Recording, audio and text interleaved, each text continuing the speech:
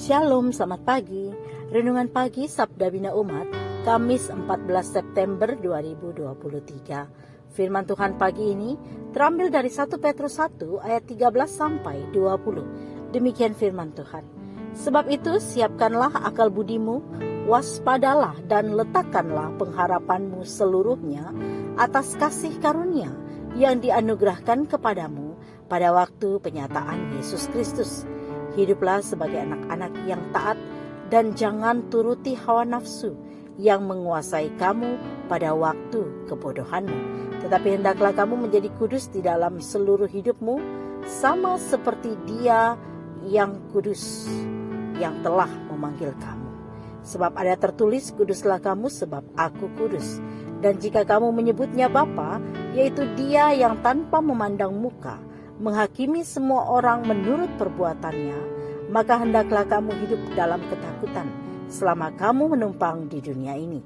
Sebab kamu tahu bahwa kamu telah ditebus dari cara hidupmu yang sia-sia, yang kamu warisi dari nenek moyangmu itu, bukan dengan barang yang fana, bukan pula dengan perak atau emas, melainkan dengan darah yang mahal, yaitu darah Kristus, yang sama seperti anak domba yang tak bernoda dan tak bercacat.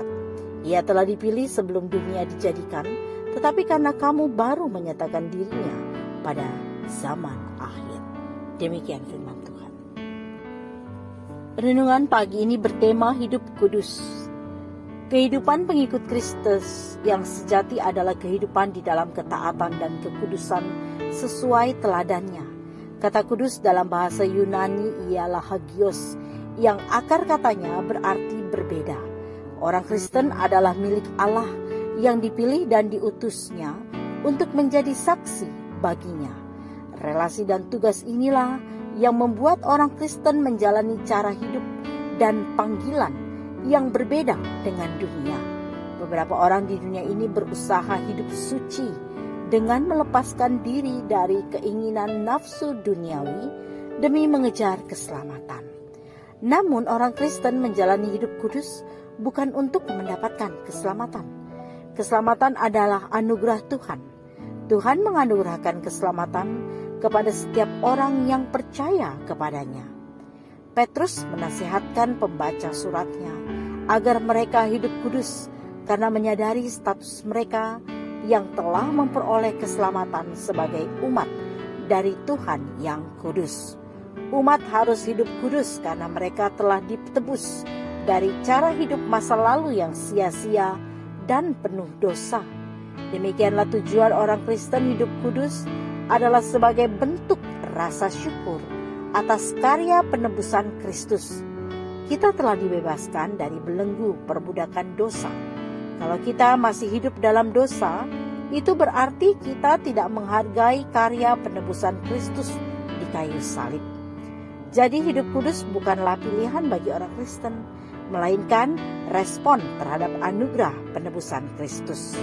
Salah satu gaya hidup kudus adalah memelihara tubuh kita dari segala bentuk kenajisan dan kecemaran.